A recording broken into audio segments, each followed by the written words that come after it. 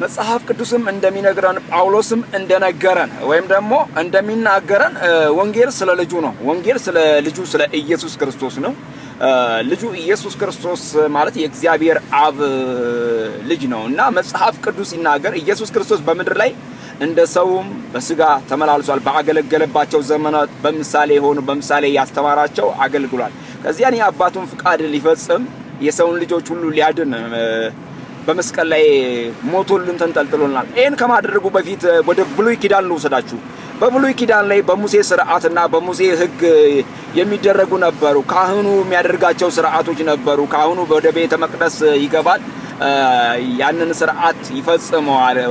ያንን ለመፈጸም ደግሞ እርግብና የዋኖስ የጠቦት የተለያየ ነገር ደም ይሰዋ ነበረ። ነገር ግን ይሄንን ማድረግ የሚችለው ያደርገዋል። ያንን ማድረግ የማይችል ደግሞ እያለቀሰ እያነባ እየተሰቃየ ከነ ኃጢአቱ ይኖራል። ይሄንን እግዚአብሔር አምላክ ስላየለን እግዚአብሔር አምላክ ስለራራ ለልጆቹ አንዲያ የሚወደውን ልጁን ምትክ የሌለውን እሱን ሰጠን። በነገራችን ላይ ኢየሱስ ክርስቶስን ሲሰጠን ከምንም ጋር ሊነጻጸር የማይገባ ዋጋውን ራሱ ከፍ ሲያደርገው በደም ነው ያደረገው።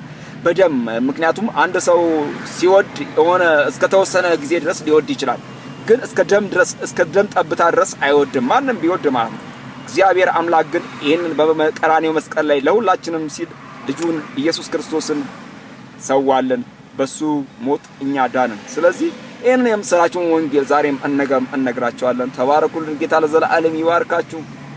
አምላኬ እንደ ባለጠግነቱ በክብር በክርስቶስ ኢየሱስ የሚያስፈልጋችሁን ሁሉ ይሙላባችሁ።